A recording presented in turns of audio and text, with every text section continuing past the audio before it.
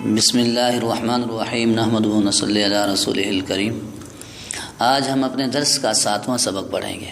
حدیث مبارک ہے، قال النبی صلی اللہ علیہ وسلم الغناء ينبت النفاق فی القلب، کہ گانا دل کے اندر منافقت کو پیدا کرتا ہے، کہ جو گانے سنتا ہے، گانے گاتا ہے، وہ کیا ہو چکا ہوتا ہے، اندر سے منافق بن چکا ہوتا ہے، یعنی ظاہراً کچھ اور ہوتا ہے اور باطناً کچھ اور ہو چکا ہوتا ہے۔ یہ بیماری ہمارے معاشرے میں بہت عام سے عام تر ہوتی چلی جا رہی ہے کہ گانا سننا تو ایک عام معمول بنتا جا رہا ہے۔ اسی وجہ سے مسلمان پھر کچا سے کچا ہوتا چلا جا رہا ہے۔ تو اللہ رب العزت ہمیں اس گندی غلیظ بیماری سے محفوظ فرمائے۔ اس کے علاوہ بھی بہت سی وعیدیں آئی ہیں کہ گانا جو سنتا ہے قیامت کے دن اس کے کانوں میں سیسا بھر دیا جائے گا۔ اللہ رب العزت اس بیماری سے ہماری حفاظت فرمائے۔ آگے دعا ہے کہ جب کسی مسلمان کو کوئی نیا کپڑا پہنے ہوئے دیکھے تو یہ دعا پڑھے کہ تب لی و یخلف اللہ، کہ تو اس کپڑے کو پرانا کرے اور اللہ رب العزت تجھے اس کا بدل عطا فرمائے۔ یہ دعا پڑھنی چاہیے جب کسی کو نیا کپڑا پہنے ہوئے آدمی دیکھے۔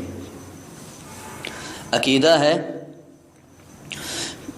اور ہم چونکہ آمنت باللہ و ملائکتہ و کتبہ تک تشریح ہو چکی ہے پچھلی اسباق میں، اب کیا ہے، ورسلہ کی تشریح ہے۔ فرمایا ہر نبی کی تعظیم اور احترام ضروری ہے، کسی نبی کی شان میں گستاخی کرنا کفر ہے۔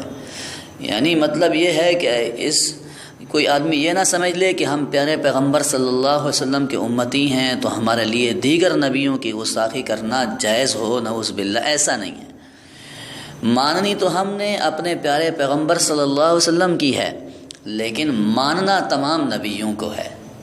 جتنے بھی نبی ہوئے سب کے سب انسانی نسل سے تعلق رکھتے تھے، یعنی سب انسان تھے، بشر تھے، بنی آدم تھے، کوئی فرشتوں سے نہیں آیا، کوئی جنات سے نہیں آیا۔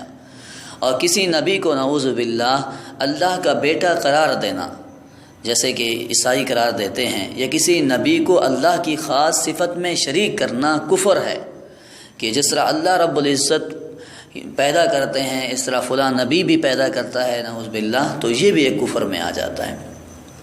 آگے مسئلہ بیان کیا گیا ہے، فرمایا جس آدمی کا عموماً بازار میں آنا ہوتا ہے، اگر راستے کی کیچڑ اور بارش کا پانی وغیرہ اس کے کپڑے پر لگ جائے تو اس میں نماز پڑھنا درست ہے اور کپڑا پاک ہے۔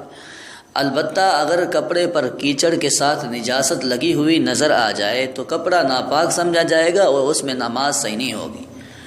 یہ تو اس وقت کی بات ہے یا ان علاقوں کی باتیں ہیں، اس جگہوں کی بات ہے جہاں پر کیچڑ اور یا بارش جو ہے وہ ایک سادہ عام جگہ پہ ہو، لیکن ہماری سڑکیں ان پہ تو گٹروں کا پانی بھی ابل کے آ جاتا ہے، تو اس کا یہ مطلب نہیں ہے کہ یہ بھی لگے تب بھی کپڑا پاک ہے، ایسا نہیں ہوگا۔ اور آگے مسئلہ یہ ہے کہ بغیر وضو قرآن شریف پڑھنا تو جائز ہے، لیکن چھونا جائز نہیں ہے، ہاتھ نہیں لگا سکتا، اور کپڑے کے ساتھ پکڑ سکتا ہے۔ پھر کپڑے کے ساتھ پکڑنے میں مسئلہ یہ ہے کہ ایسا کپڑا جو اس کے جسم کے ساتھ متصل ہے، مثلاً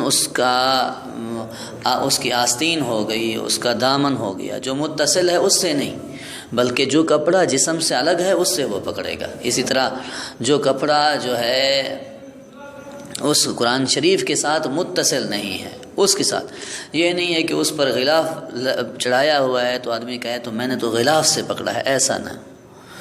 اور آگے من گھڑت بات ہے، فرمایا بعض لوگوں میں مشہور ہے کہ اگر مرغی آزان دے تو اسے فوراً ذبح کر دینا چاہیے کیونکہ اس سے وبا پھیلتی ہے، حالانکہ شریعت ایسے وقت میں ایسی مرغی کے ذبح کو ضروری قرار نہیں دیتی، اس کی کوئی اصل نہیں ملتی، لوگوں نے ایسے مشہور کر دیا ہوتا ہے، تو شریعت میں اس کی کوئی نظیر نہیں ملتی، اس کی کوئی مثل نہیں ملتی۔ تو اس لیے ایک وہ مسلمان جو شریعت پر اپنے آپ کو کار بند کرنا چاہتا ہے، اس کو چاہیے اس جیسے نظریات سے بچے، اس جیسے توہمات پرستی سے، توہم پرستی سے دور رہے۔ اللہ رب العزت ہم سب کی حفاظت